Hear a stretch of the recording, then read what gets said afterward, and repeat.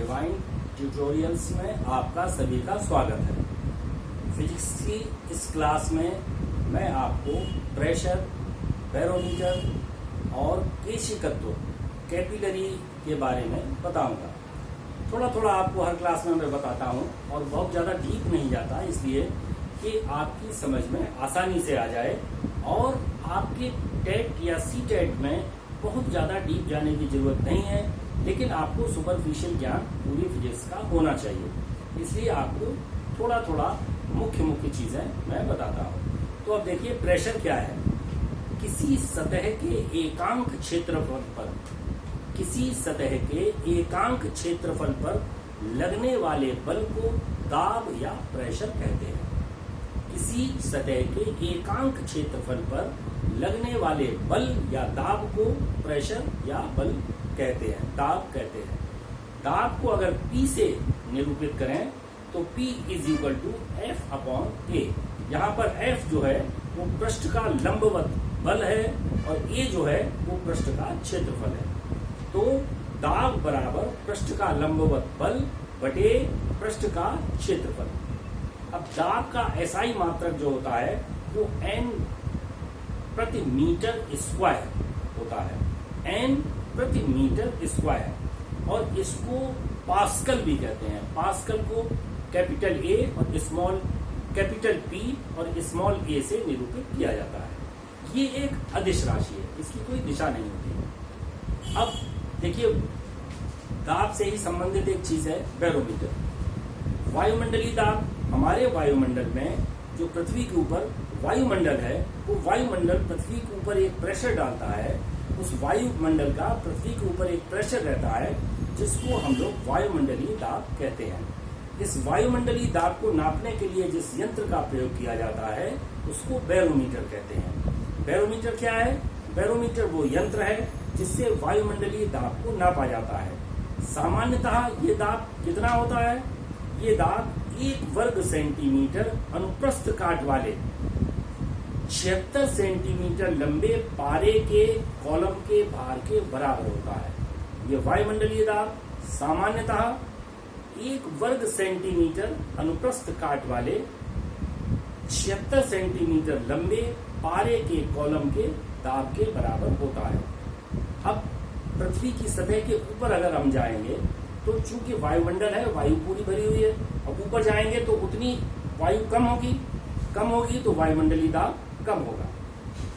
Barometer से मौसम संबंधी अनुमान भी लगाया जाता है। कैसे लगाया जाता है? कुछ खास चीजें देखिए कि बैरोमीटर में जब पारा एकाएक नीचे गिरता है तो आंधी आने की संभावना होती है। इसका मतलब है कि यहाँ पर कम दबाव का क्षेत्र बन गया, और जब कम दबाव का क्षेत्र है तो आसपास से हवाएं तेज गति से वहां पर आएंगी तो आंधी आने की संभावना होती है। बैरोमीटर में पारा जब धीरे धीरे नीचे गिरता है तो वर्षा होने की संभावना होती है, और बैरोमीटर में जब पारा धीरे धीरे ऊपर चढ़ता है तो मौसम साफ और सूरज निकलने की संभावना होती है। अब देखिए, आर्किमिडीज का सिद्धांत क्या होता है? आर्किमिडीज का सिद्धांत किसी वस्तु के तैरने से संबंधित ज्ञान के लिए है। क्या है कि जब कोई वस्तु किसी द्रव में पूरी तरीके से या आंशिक रूप से डुबो दी जाती है तो उसके भार में कमी का आभास होता है। उसका भार उतना नहीं मालूम पड़ता जितना वास्तव में होता है, कुछ कमी का आभास होता है, और ये कमी वस्तु के द्वारा हटाए गए द्रव के भार के बराबर होती है।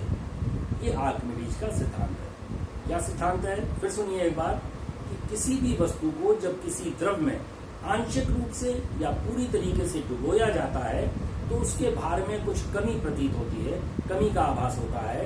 और ये कमी कितनी होती है? ये कमी उस वस्तु के द्वारा हटाए गए द्रव के भार के बराबर होती है।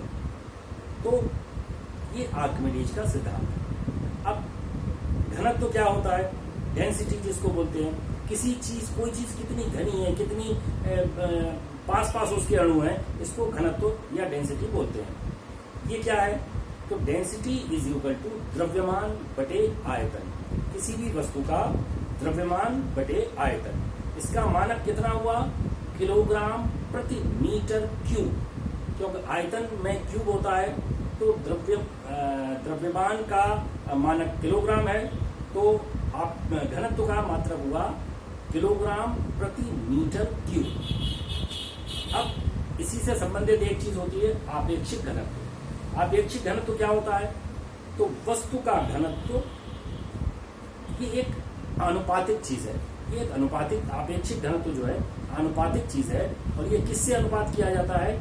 4 सेंटीग्रेड तापक्रम पर पानी का जो घनत्व होता है उससे जब किसी भी चीज के घनत्व की तुलना की जाती है तो इसको आपेक्षिक घनत्व बोला जाता है। 4 डिग्री सेंटीग्रेड पर क्यों किया जाता है?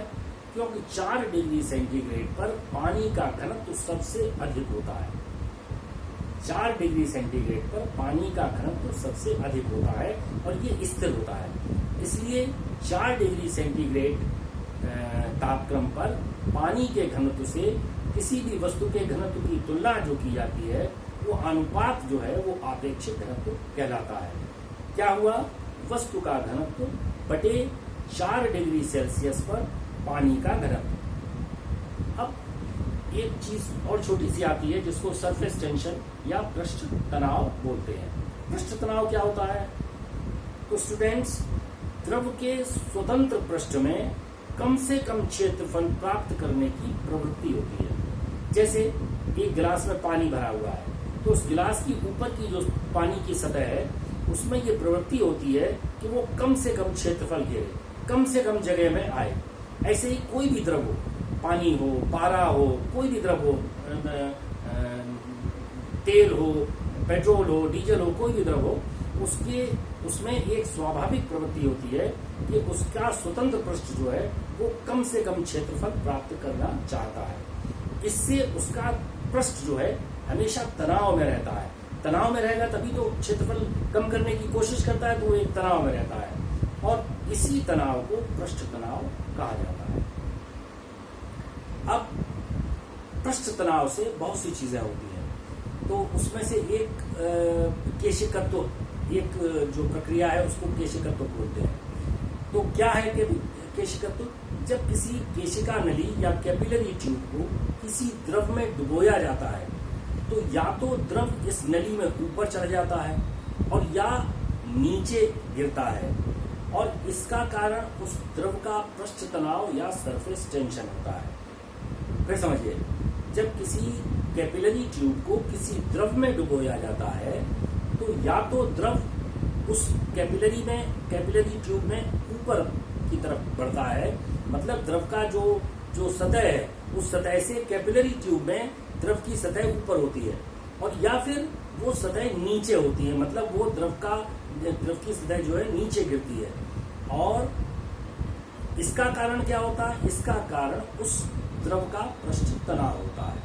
तो इस पृष्ठ तनाव को समझने के लिए कई प्रकार के उदाहरण हैं, वो मैं आपको बताता हूं।